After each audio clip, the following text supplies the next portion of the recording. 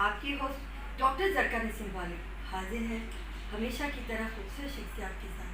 साथियों, जैसा कि आप सब जानते हैं, हम नगीने चुनते हैं और उनकी रोशनी आप तक पहुंचाते हैं।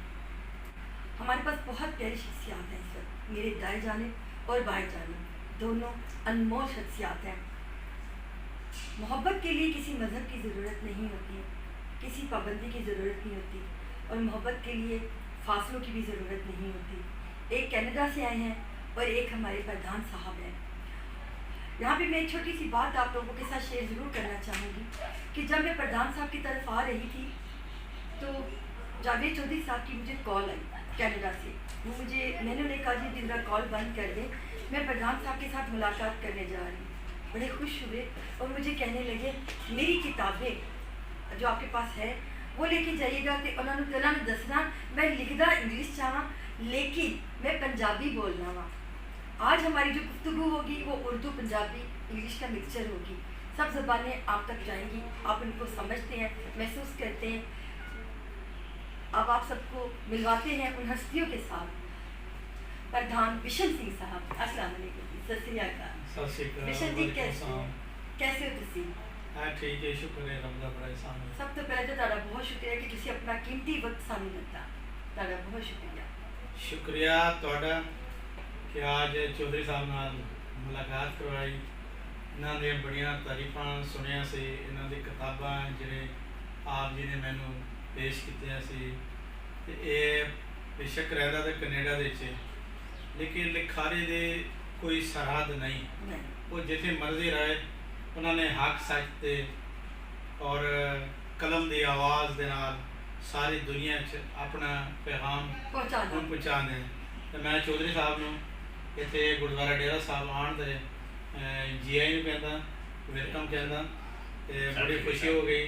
जिस तरह तुहाडे बारे सुनिया सी, आज तुहाडे दर्शन हो गए, तुहाडे नाल मुलाकात हुई ते इहदा वसीला डॉक्टर जरका मेरे भैन ने गायबाना तारुफ से ते आज असी आमने सामने बैठे हैं ते साढ़े जिहड़े सांझे गुरु अर्जन देव जी महाराज साईं मियां मीर जिहड़ा गुरुद्वारे च असीं बैठे हैं, गुरुद्वारा डेरा साहब, और गुरु रामदास ये जिहड़े सांझ गुरु नानक साहब ने शुरू की सी, भाई मरदाना ते भाई बाला, उन्होंने आगे वधांदे हुए साईं मियां मीर साहब और गुरु अर्जन देव जी महाराज के इस पवित्र धरती का असीं बैठे हैं। मैं एक बार फिर पाकिस्तान सिख गुरद्वारा प्रबंधक कमेटी वालों और पूरे पाकिस्तान सिख भाईचारे वालों आपने इतने पहुँचने के दिल के गहराइयों तो जी आई कहते हैं। बहुत शुक्रिया जी। मेरे चौधरी साहब, अस्सलाम वालेकुम। बहुत बहुत शुक्रिया। कैसा महसूस कर रहे हैं यहाँ आके? ये आपकी दिरेना ख्वाहिश थी कि मैं जब यहाँ आऊँ? और साथियों आपको एक और बात बताती चलूँ, जब से जावेद साहब आए थे कनाडा से, बारहा मुझे कह चुके थे प्रधान साहब ना गल करो, मुलाकात का शर्फ हासिल करिए, प्रधान साहब ना गल करो। तो हमें पता ही है कि जेडे मसरूफ लोग तो बड़े लोग होंगे ने, उन्होंने को टाइम ज़रा घट होता है। बड़ी मुश्किल सानू टाइम अल्लाह ने दिता तो असीं अज माशाअल्लाह पहुँचे हैं। क्योंकि इंसान जिस वक्त अपने अहदे ते मनसब ते कायम होंदा है, उहदे कोल जिम्मेदारियां बहुत ज़्यादा आ जांदियां ने ते उन्हां दे नाल इन्ना मसरूफ हो जाता है कि फिर उन्होंने टाइम ते अपने बच्चों भी देने वास्ते बड़ी मुश्किल ना करना पैंदा, क्योंकि उन्हें अपनी जिम्मेदारियां निभानियां होंदियां। और यही कम प्रधान साहब को, यही कम मेरे को, यही कम जावेद साहब को लिए। और अल्लाह का शुक्र है कि सानू उन्होंने टाइम दे दिता कि असीं अज तीनों इकट्ठे हो गए हैं। जावेद साहब कैसे आपके अभी इस वक्त जज्बात हैं प्रधान साहब से मिलकर? मेरे जज्बात नाकाबिले बयान, क्योंकि आई गो बैक 55, 60, 70 ईयर्स कि मैं सड़कों के उत्ते अपनी छोटे अज दिल चाहे इतों मैं लंघदा हुंदा सा रंग महल तो सी आना पानी वाला तलाऽ एंड सारा रस्ता बादशाही बजट दूधी बाग अलामा इकबाल बाजार रंजीत सिंह साहब की मड़ी सब कुछ ये तो से लंघ जाते सा और कोई एहसास नहीं सुनता कि इत्थे की है। अज first time in my life मैंने ऑनर मिले कि मैं इस खूबसूरत मुकाम पर मैनू इनवाइट किया गया और मैं इसलिए बहुत ही ज़्यादा emotionally charge up and very grateful to Pradhan sir for inviting. ਸਾਥੀਓ ਜਿਸ ਤਰ੍ਹਾਂ ਮੈਂ ਚੌਧਰੀ ਸਾਹਿਬ ਸੌਰੀ ਤੁਹਾਡੀ ਗੱਲ ਕਰ ਰਿਹਾ ਨਹੀਂ ਤੁਸੀਂ ਵੀ ਸੁਣੋ। ਅਸੀਂ ਕੋਈ ਵੱਡੇ ਲੋਕ ਨਹੀਂ ਹਾਂ। ਅਸੀਂ ਇਸ ਗੁਰੂ ਘਰ ਦੇ ਇਸ ਧਰਤੀ ਦੇ ਪੁੱਤਰ ਹਾਂ। ਇਸ ਧਰਤੀ ਵਾਸਤੇ ਔਰ ਇਸ ਪਾਕਿਸਤਾਨ ਦੇ ਜਿੰਨੇ ਸਾਡੇ ਗੁਰੂ ਘਰ ਨੇ, ਅਸੀਂ ਇਹਨਾਂ ਦੇ ਇੱਕ ਖਿਦਮਤਗਾਰ ਸੇਵਾਦਾਰ। ਇਹੀ ਤੁਹਾਡੀ ਬੜਾ ਤੇ ਇਹ ਉਹਦੇ ਅੱਜ ਹੈ ਨੇ ਤੇ ਕੱਲ ਨਹੀਂ ਹੋਣਗੇ। ਬੜੇ ਲੋਕ ਆਏ, ਬੜੇ ਚਲੇ ਗਏ, ਲੇਕਿਨ ਜਿਹੜੇ ਗੁਰੂ ਨਾਨਕ ਸਾਹਿਬ ਦੇ ਤਾਲੀਮਾਤ ਨੇ ਕਿ ਇਨਸਾਨ ਨਾਲ ਪਿਆਰ ਕਰੋ, ਇਨਸਾਨੀਅਤ ਦੀ ਸੇਵਾ ਕਰੋ, ਤੇ ਇਹ ਸਾਡੇ ਵਾਸਤੇ ਇੱਕ ਬੜੀ ਫਖਰ ਦੀ ਗੱਲ ਹੈ ਕਿ ਸਾਡੇ ਸਿੱਖਾਂ ਦਾ ਪਹਿਲਾ ਗੁਰੂ ਨਾਨਕ ਦੇਵ ਜੀ ਮਹਾਰਾਜ ਨਨਕਾਣਾ ਸਾਹਿਬ ਪ੍ਰਕਾਸ਼ ਸਥਾਨ ਹੈ, ਯਾਨੀ ਜਨਮ ਸਥਾਨ ਹੈ। ਔਰ ਚੌਥੇ ਗੁਰੂ ਰਾਮਦਾਸ ਚੂਨਾ ਮੰਡੀ ਲਾਹੌਰ ਪੈਦਾ ਹੋਏ। ਔਰ ਜਿੱਥੇ ਅਸੀਂ ਬੈਠੇ ਹਾਂ, ਪੰਜਵੇਂ ਗੁਰੂ ਅਰਜਨ ਦੇਵ ਜੀ ਮਹਾਰਾਜ ਦਾ ਸ਼ਹੀਦੀ ਸਥਾਨ ਹੈ। ਸਾਡੀ ਜਿਹੜੇ ਸਿੱਖ ਕੌਮ ਦੀ ਹਿਸਟਰੀ ਹੈ ਉਹ ਜ਼ਿਆਦਾਤਰ ਪਾਕਿਸਤਾਨ ਵਿੱਚ ਹੈ। ਜਿਸ ਤਰ੍ਹਾਂ ਮੁਸਲਮਾਨਾਂ ਵਾਸਤੇ ਮੱਕਾ ਮਦੀਨਾ ਇੱਕ ਪਵਿੱਤਰ ਧਰਤੀ ਹੈ, ਸਾਡੇ ਸਿੱਖਾਂ ਵਾਸਤੇ ਦੁਨੀਆ ਭਰ ਵਿੱਚ ਕਿੱਥੇ ਵੀ ਬੈਠਾ ਹੈ, ਪਾਕਿਸਤਾਨ ਦੇ ਇਹ ਜਿਹੜੀ ਧਰਤੀ ਹੈ, ਇਹ ਸਰਜ਼ਮੀਨ ਹੈ, ਇਹ ਬਹੁਤ ਮੁਕੱਦਸ ਔਰ ਪਵਿੱਤਰ ਹੈ। ਅੱਜ ਇੱਕ ਦੋ ਤਿੰਨ ਵਾਰੀ ਤੁਹਾਡਾ ਵੀ ਫੋਨ ਆਇਆ, ਚੌਧਰੀ ਸਾਹਿਬ ਨੇ ਵੀ 2 ਵਾਰੀ ਇਹ ਗੱਲ ਹੋਈ, ਤੇ ਮੈਂ ਮਾਫੀ ਵੀ ਚਾਹਾਂਗਾ ਕਿ ਕਿਉਂਕਿ ਇਹ ਪ੍ਰਦੇਸ਼ ਵਿੱਚ ਆਏ ਨੇ, ਸਾਡੇ ਭਰਾ ਨੇ, ਸਾਡੇ ਬਜ਼ੁਰਗ ਨੇ, ਲੇਕਿਨ ਕੈਨੇਡਾ ਤੋਂ ਆਏ ਨੇ, ਤੇ ਉਹ 1-2 ਵਾਰੀ ਟਾਈਮ ਬਣਾਉਂਦੇ ਵਿੱਚ ਕੋਈ ਇੱਕ ਵਾਰੀ ਫੌਤਗੀ ਹੋਈ ਸੀ, ਇੱਕ ਵਾਰੀ ਪਤਾ ਨਹੀਂ ਕੋਈ ਹੋਰ ਮਸਰੂਫੀਅਤ ਬਣ ਗਈ ਸੀ ਤੇ ਨਹੀਂ ਮਿਲ ਸਕੇ। ਉਹਦੇ ਵਾਸਤੇ ਮੈਂ ਚੌਧਰੀ ਸਾਹਿਬ ਤੋਂ ਮਾਫੀ ਵੀ ਚਾਹਾਂਗਾ, ਕਿਉਂਕਿ ਤੁਸੀਂ ਸਾਡੇ ਬਜ਼ੁਰਗ ਵੀ ਹੋ। ਉਹ ਮੈਂ ਪਹਿਲੇ ਜਿਹੜੀ ਗੱਲ ਕੀਤੀ ਕਿ ਜਿਹੜੇ ਤੁਹਾਡੀ ਕਲਮ ਦੀ ਤਾਕਤ ਹੈ, ਜਿਹੜੇ ਤੁਸੀਂ ਇੱਕ ਸਾਰੀ ਦੁਨੀਆ ਦੇ ਵਿੱਚ ਪੈਗਾਮ ਪਹੁੰਚਾਉਂਦੇ ਕਲਮ ਦੇ ਨਾਲ, ਜਿਹੜਾ ਅਸੀਂ ਨਹੀਂ ਕਰ ਸਕਦੇ, ਬਲਕਿ ਅੱਜ ਦੇ ਦੌਰ ਤੇ ਉਹ ਤੋਹਫਾ ਟੈਂਕਾਂ ਨਾਲ ਵੀ ਨਹੀਂ ਕਰ ਸਕਦੇ ਜਿਹੜਾ ਅਸੀਂ ਕਲਮ ਨਾਲ ਕਰ ਸਕਦੇ। ਤੇ ਇਹਦੇ ਵਾਸਤੇ ਮੈਂ ਇੱਕ ਵਾਰੀ ਫੇਰ ਆਪ ਜੀ ਨੇ ਤੇ ਵੈਲਕਮ ਵੀ ਕਹਿੰਦਾ, ਔਰ ਜਿਹੜੇ ਮੇਰੀ ਉਹ ਕੁਤਾਈ ਹੈ ਮੈਂ ਉਹ ਵੀ ਮੰਨਦਾ, ਉਹਦੇ ਵਾਸਤੇ ਮੈਂ ਸੌਰੀ ਤੇ ਉਹ ਟਾਈਮ ਨਹੀਂ ਦੇ ਸਕਿਆ, ਉਹਦੇ ਵਾਸਤੇ ਅਸੀਂ ਮਾਫੀ ਚਾਹੁੰਦੇ, ਕਿਉਂਕਿ ਅਸੀਂ ਉਮਰ 'ਚ ਵੀ ਮੇਰੇ ਤੋਂ ਵੱਡੇ ਹੋ, ਤੇ ਉਹ ਵੀ ਮੇਰਾ ਇੱਕ ਅਖਲਾਕੀ ਫਰਜ਼ ਬਣਦਾ ਹੈ ਕਿ ਮੈਂ ਤੁਹਾਡਾ ਰਿਸਪੈਕਟ ਜਿਹੜਾ ਵੀ ਕਰਾਂ ਫਿਰ ਵੀ ਉਹ ਕਰ। ਪ੍ਰਧਾਨ ਸਾਹਿਬ ਤੁਸੀਂ ਮਾਸ਼ਾਅੱਲਾ ਕਿੰਨੀ ਅਸਤ ਕਰਦੇ, ਤੁਸੀਂ ਜੰਪਲ ਤੁਹਾਡੀ ਜੋ ਵੀ, ਤੇ ਤੁਸੀਂ ਦੱਸੋ ਤੁਹਾਨੂੰ ਮੁਸਲਮਾਨਾਂ ਨਾਲ ਮਿਲ ਕੇ ਕੈਸੀ ਮਤਲਬ ਕਿ ਮਹਿਸੂਸ ਹੋਇਆ ਕਿ ਕਿਆ ਉਹਨਾਂ ਦੇ ਵਿੱਚ ਤੁਸੀਂ ਆਪਣੇ ਵਾਸਤੇ ਮੁਹੱਬਤ ਦੇਖੀ? ਮੈਨੂੰ ਤਾਂ ਬੜਾ ਫਖਰ ਹੈ ਕਿ ਮੇਰੇ ਦਾਦਾ ਜੀ ਔਰ ਮੇਰੇ ਵਾਲਦ ਸਾਹਿਬ 47 ਦੇ ਵਿੱਚ ਕੋਈ 9-10 ਸਾਲ ਦੇ ਸੀ, ਉਹਨਾਂ ਨੇ ਜਿਹੜਾ ਫੈਸਲਾ ਕੀਤਾ ਪਾਕਿਸਤਾਨ ਦੇ 'ਚ ਰਹਿਣ ਦਾ, ਸਾਨੂੰ ਅੱਜ ਵੀ ਬੜਾ ਫਖਰ ਹੈ ਆਪਣੇ ਬਜ਼ੁਰਗਾਂ ਦੇ ਉੱਤੇ ਕਿ ਜਿਹੜੇ ਪਾਕਿਸਤਾਨ 'ਚ ਰਹਿ ਗਏ। ਮੇਰੇ ਬਜ਼ੁਰਗ ਖੁਦਾ ਨਾ ਖਾਸਾ ਅਗਰ ਪਾਕਿਸਤਾਨ 'ਚ ਨਾ ਰਹਿੰਦੇ ਤੇ ਮੈਂ ਕਦੇ ਵੀ ਨਾ ਪ੍ਰਧਾਨ ਬਣ ਸਕਦਾ ਸੀ ਪਾਕਿਸਤਾਨ ਸਿੱਖ ਗੁਰਦੁਆਰਾ ਪ੍ਰਬੰਧਕ ਕਮੇਟੀ ਦਾ, ਤੇ ਨਾ ਮੈਂ ਕਦੇ ਵੀ ਇਹ ਜਿਹੜੇ ਪਾਕਿਸਤਾਨ ਦੇ ਸਾਡੇ ਗੁਰੂ ਘਰ ਇਹਨਾਂ ਦੀ ਸੇਵਾ ਦਾ ਮੈਨੂੰ ਮੌਕਾ ਮਿਲਦਾ। ਇਹ ਤਾਂ ਮੇਰੇ ਉਹ ਬਜ਼ੁਰਗਾਂ ਦੇ ਮਿਹਰਬਾਨੀ ਹੈ ਕਿ ਉਹਨਾਂ ਨੇ ਇੱਕ ਅੱਛਾ ਫੈਸਲਾ ਕੀਤਾ, ਪਾਕਿਸਤਾਨ 'ਚ ਰਹੇ। ਤੇ ਬਾਕੀ ਜਿਹੜੀ ਦੂਜੀ ਗੱਲ ਰਹੀ ਮੁਸਲਮਾਨਾਂ ਨਾਲ, ਸਾਡਾ ਜੀਣਾ ਮਰਨਾ ਖੁਸ਼ੀ ਗਮੀ ਮੁਸਲਮਾਨਾਂ ਨਾਲ, ਕਿਉਂਕਿ ਇੱਥੇ ਅਕਸਰੀਅਤ ਮੁਸਲਮਾਨਾਂ ਦੇ, ਸਾਡਾ ਕਾਰੋਬਾਰ ਬਿਜ਼ਨਸ ਜ਼ਿਆਦਾ ਸਾਡੇ ਕਸਟਮਰ ਮੁਸਲਮਾਨ ਨੇ, ਉਹ ਸਿੱਖ ਜਾਂ ਹਿੰਦੂ ਉਹਦੇ ਕਿਤੇ 100 ਦੇ ਵਿੱਚ ਇੱਕ ਅੱਧਾ ਹੋਏਗਾ। ਤੇ ਬੜੇ ਸਾਡੇ ਫੈਮਿਲੀ ਰਿਲੇਸ਼ਨ ਨੇ, ਸਾਡੀਆਂ ਭੈਣਾਂ ਬਣੀਆਂ ਨੇ, ਸਾਡੇ ਵੀਰ ਬਣੇ, ਸਾਡੇ ਬਜ਼ੁਰਗ ਨੇ, ਅਸੀਂ ਉਹਨਾਂ ਦੇ ਘਰ ਜਾਂਦੇ ਹਾਂ, ਸਾਡੇ ਘਰ ਆਉਂਦੇ ਹਾਂ, ਜਿਹੜੇ ਸਾਡੇ ਘਰ ਕੋਈ ਗਮੀ ਖੁਸ਼ੀ ਹੋਏ ਸਾਡੇ ਨਾਲ ਖੁਸ਼ੀਆਂ 'ਚ ਸ਼ਾਮਿਲ ਹੁੰਦੇ ਨੇ, ਕੋਈ ਦੁੱਖ ਦਾ ਵੇਲਾ ਹੋਏ ਤਾਂ ਸਾਡੇ ਨਾਲ ਗਮ 'ਚ ਸ਼ਾਮਿਲ ਹੁੰਦੇ ਨੇ। ਇਸੇ ਤਰ੍ਹਾਂ ਅਸੀਂ ਲੋਕਾਂ ਦੇ ਜਿਹੜੇ ਸਾਡੇ ਮੁਸਲਮਾਨ ਭੈਣ ਭਰਾ ਨੇ ਉਹਨਾਂ ਦੇ ਘਰ ਜਾ ਕੇ ਉਹਨਾਂ ਦੇ ਖੁਸ਼ੀਆਂ 'ਚ ਸ਼ਾਮਿਲ ਹੁੰਦੇ ਨੇ। ਉਹਨਾਂ ਜਿਸ ਤਰ੍ਹਾਂ ਈਦ ਉਲ ਫਿਤਰ ਪਿਛਲੇ ਦਿਨਾਂ ਅਸੀਂ ਜਾ ਕੇ ਇੱਕ ਦੂਜੇ ਨੂੰ ਮੁਬਾਰਕਬਾਦ ਦਿੰਦੇ, ਗਲੇ ਮਿਲਦੇ, ਤੇ ਸਾਨੂੰ ਬੜੀ ਖੁਸ਼ੀ ਹੁੰਦੀ। ਪਰ ਅਮਨ ਨਾਲ ਅਸੀਂ ਇੱਥੇ ਰਹਿੰਦੇ ਪਾਕਿਸਤਾਨ ਦੇ ਵਿੱਚ, ਬਲਕਿ ਮੈਂ ਇਹ ਦੁਨੀਆ ਭਰ ਦੇ ਸਿੱਖਾਂ ਨੂੰ ਦੱਸਣਾ ਚਾਹੁੰਦਾ ਕਿ ਜਿਨ੍ਹਾਂ ਮਾਣ ਸਤਿਕਾਰ ਔਰ ਇੱਜ਼ਤ ਪਾਕਿਸਤਾਨ ਦੇ ਵਿੱਚ ਸਿੱਖਾਂ ਨੂੰ ਮਿਲਦੇ, ਗੌਰਮੈਂਟ ਦੇ ਤੇ ਚਲੋ ਇੱਕ ਜ਼ਿੰਮੇਵਾਰੀ ਹੈ, ਲੇਕਿਨ ਜਦੋਂ ਅਸੀਂ ਆਮ ਪਬਲਿਕ 'ਚ ਜਾਂਦੇ ਹਾਂ, ਕਿਸੇ ਸ਼ਹਿਰ ਦੇ ਵਿੱਚ, ਕਿਸੇ ਬਾਜ਼ਾਰ ਦੇ ਵਿੱਚ, ਤੇ ਸਾਨੂੰ ਜਿਹੜਾ ਪਿਆਰ ਆਮ ਬੰਦੇ ਤੋਂ ਮਿਲਦਾ, ਪਬਲਿਕ ਤੋਂ, ਉਹ ਅਸੀਂ ਗੱਲਾਂ ਦੇ ਵਿੱਚ ਜਾਂ ਲਫ਼ਜ਼ਾਂ 'ਚ ਬਿਆਨ ਨਹੀਂ ਕਰ ਸਕਦੇ।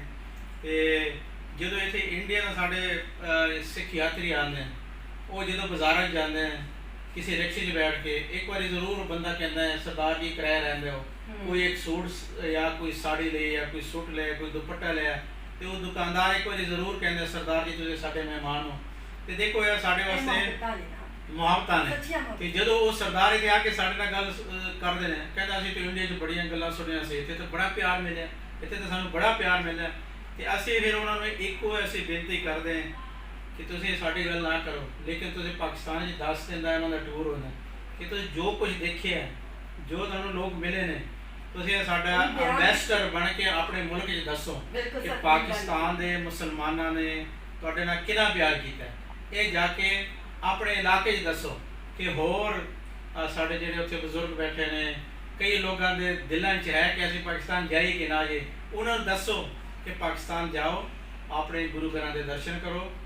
ਪਾਕਿਸਤਾਨ ਇੱਕ ਪੁਰਅਮਨ ਮੁਲਕ ਹੈ, ਇੱਥੇ ਕੋਈ ਪਰੇਸ਼ਾਨੀ ਨਹੀਂ। ਤੇ ਅਸੀਂ ਤੁਹਾਡੇ ਇਸ ਚੈਨਲ ਰਾਹੀਂ ਵੀ ਸਾਰੇ ਸਿੱਖ ਸੰਗਤਾਂ ਨੂੰ ਦੱਸਣਾ ਚਾਹੁੰਦੇ ਹਾਂ ਕਿ ਜ਼ਿੰਦਗੀ ਦੇ ਵਿੱਚ ਇੱਕ ਵਾਰੀ ਜ਼ਰੂਰ ਆਪ ਵੀ ਆਓ, ਆਪਣੇ ਬੱਚਿਆਂ ਨੂੰ ਵੀ ਲੈ ਕੇ ਆਓ। ਪਾਕਿਸਤਾਨ ਦੇ ਜਿਹੜੇ ਸਾਡੇ ਵਿਰਸਾ ਹੈ, ਜਿਹੜਾ ਸਾਡੀ ਤਾਰੀਖ है, ਜਿਹੜਾ ਸਾਡਾ इतिहास है, ये अपने बच्चों को ज़रूर साझा करो। देखिए साथियों के कितने खूबसूरत जज्बात थे। ये ज़रूरी नहीं, आपको जगह नहीं बताती कि मोहब्बत इंसान के दिलों में होती है। और पाकिस्तान बहुत प्यारा मुल्क है। ये किससे बना? ईंट पत्थर से नहीं बना, इंसानों से। अच्छे बुरे इंसान हर जगह हैं, हर मज़हब में हैं। हमें अक्सरियत को बयान करना चाहिए। बुरे लोगों की सिर्फ इतनी ज़्यादा नहीं है, लेकिन हम लोगों ने उसको ज़्यादा हवा बना रखा है, उसको ज़्यादा एक्सपोज करते हैं। जो अच्छी बात है उसको तो हम लोग दिखाते ही नहीं है। तो हमारे बच्चों को कैसे पता चलेगा कि पाकिस्तान के लोग कैसे हैं, या हमारा मुल्क कैसा है, या हम मुसलमान कैसे हैं। मैं बचपन से अपने घरों में सिखों का आना जाना देखती रही। मेरे दादा के घर में हमेशा सिख आते रहे, और आप यकीन करें इंतहा से ज़्यादा मोहब्बतें इनमें आपस में मैंने देखी कि सगे भाइयों में शायद इतनी मोहब्बत नहीं होगी जितनी हमें सिख बरादरान ने मोहब्बत दी, इज़्ज़त दी। मैं बचपन से इन लोगों के साथ रही हूँ, मुझे कहीं इनमें कोई बुराई नज़र नहीं आई। हमेशा इज़्ज़त दी, हमेशा मान दिया। और आज मेरे सीना इतना ज़्यादा माशाल्लाह चौड़ा हो रहा है खुशी से कि एक सिख भाई ने इतनी प्यारी बात मुसलमानों के लिए की है।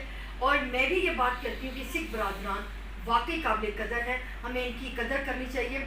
मज़हब की कोई दीवार नहीं, बात मोहब्बत की है और इंसानियत की है। आप इंसान को इज़्ज़त दो, मोहब्बत दो, तो रिश्ते कायम हो जाते हैं। ना खून होता है बीच में, ना आपकी नस्ल होती है, ना रंग होता है, ना मज़हब होता है। मोहब्बत की और इंसान की कोई ज़बान नहीं, प्यार ही है, सब कुछ प्यार है और एहसास है। कि ਜਿਹੜੇ ਸਰਦਾਰ ਹਿੰਦੁਸਤਾਨ ਤੋਂ ਆਉਂਦੇ ਨੇ ਉਹਨਾਂ ਲਈ ਲਾਹੌਰ ਦੇ ਵਿੱਚ ਲਾਹੌਰ ਦੇ ਜਿਹੜੇ ਲੋਕ ਨੇ ਕੀ ਸਲੂਕ ਕਰਦੇ ਨੇ। ਤੇ ਮੈਂ ਦੁਬਾਰਾ ਹਿਸਟਰੀ ਜਾਣਾ ਵਾ ਔਰ ਹਿਸਟੋਰੀਕਲ ਇੱਕ ਵਾਕਿਆ ਮੈਂ ਤੁਹਾਨੂੰ ਸੁਣਾਉਣਾ। ਜ਼ਰੂਰ। ਇਹ ਗੱਲ ਹੋ ਗਈ 1953 ਦੀ।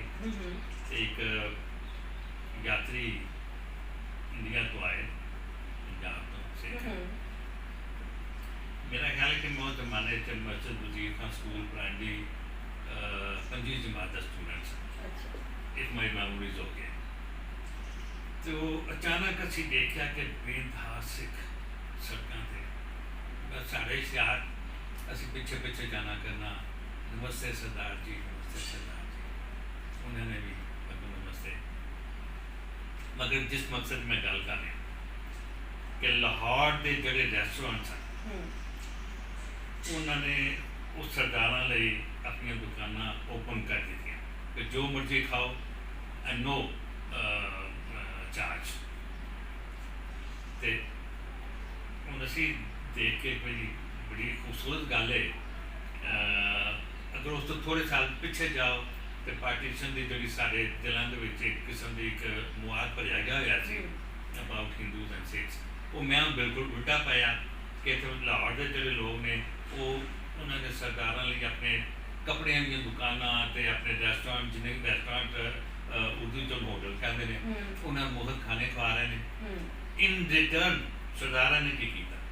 सरदारां ने अपनी पग्गां दे लड़ आंत दे नहीं ना होंदा की कहते हैं लाड़े जेड़ा होंदा सरदारां पग्गां दा नहीं होंदा, धागा भी नहीं है राइट। लेकिन उन्होंने जिस तरह के इत्थों के लोग पग्गां बन्नदे सन ना सारे सरदारां ने वो जिहड़ा सी ना वो लड़ियां लंबियां इन रिस्पांस टू द गुड मोहब्बत का। देखिए जवाब मोहब्बत से दिया गया।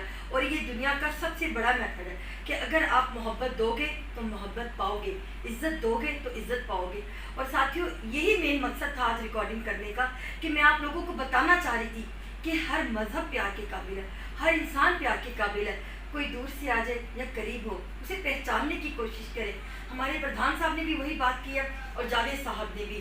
प्रधान साहब तुसी मतलब कि कोई पैगाम अगर सारी कौम में देना चाहो कि ऐस कोई पैगाम से पूरी दुनिया से जाना है, खाली पाकिस्तान से नहीं पूरी दुनिया अंदर भी तुसी पैगाम कोई देना चाह रहे हो?